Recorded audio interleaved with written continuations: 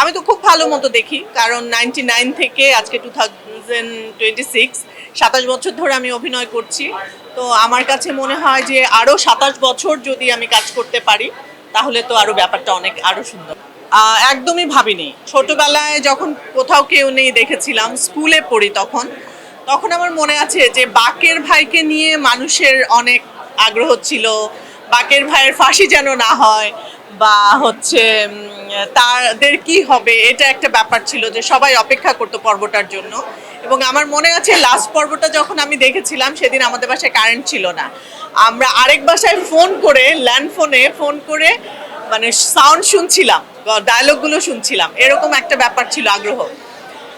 অনেক বছর পর, সেটা বোধহয় 94-এ, আর এই 2026-এ এসে আমার অভিনীত এটা আমাদের গল্প নাটকে ঠিক এরকমই রিয়াকশন আমি যখন দেখতে পেলাম, যে মানুষ প্রত্যেকটা পর্বের জন্য অপেক্ষা করছে, এবং যখন দেখে ফেলছে, দেখে ফেলার পরেও মনে হচ্ছে যে এতটুকু কেন দেখলাম, আরো বেশি কেন হচ্ছে না, প্রত্যেক দিন কেন প্রচার হচ্ছে না, এরকম অনেক অনেক অনেক অনেক কোশ্চেন।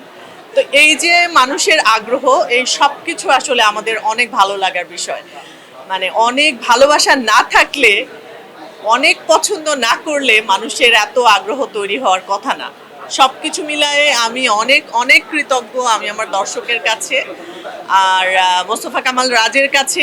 এত সুন্দর একটা সিরিয়াল সে আমাদের দর্শকদেরকে উপহার দিয়েছে, এবং আমরা সেখানে অভিনয় করার সুযোগ পেয়েছি।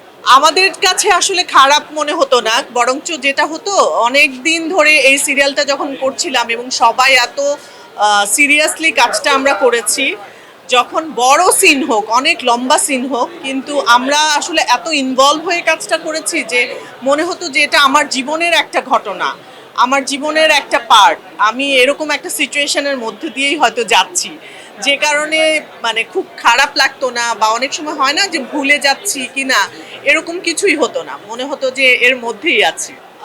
অনুপ্রেরণা আসলে, পুরস্কার তো সবসময়ই অনুপ্রেরণার। তো আমার কাছে মনে হয় যেই পুরস্কারটা পাক, যেই ক্যাটাগরিতেই পাক না কেন, তার যে কোনো আর্টিস্টের জন্যই এটা আসলে অনেক সম্মানের, অনেক অনুপ্রেরণার। তার পুরস্কার পেলে সামনে আরও ভালো কাজ করার একটা আগ্রহ তৈরি হয়, এবং আমার মনে হয় চ্যালেঞ্জ তৈরি হয় যে আমাদেরকে সামনে আরও অনেক ভালো ভালো কাজ করতে হবে, এই নিজের ভেতরে এই তাগিদটা তৈরি।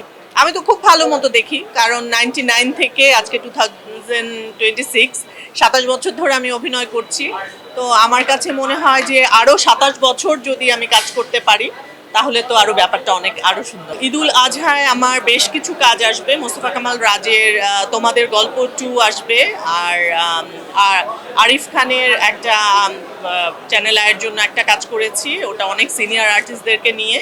সেই কাজটা আসবে তৌকির আহমেদের লেখা এবং আরিফ খানের ডিরেকশনে, চয়নিকা চৌধুরীর ডিরেকশন এবং ফারিয়া হোসেনের লেখা একটা টেলিফিল্মে কাজ করেছি এনটিভির জন্য, ওটাতে আমার অপোজিটে আফজাল হোসেন আছে। সো সব কিছু মিলে আসলে আমি খুবই হ্যাপি যে অনেক ভালো ভালো কাজ করতে পেরেছি। ইনশাল্লাহ অনেক ভালো কাজ আপনারা দেখতে পাবেন।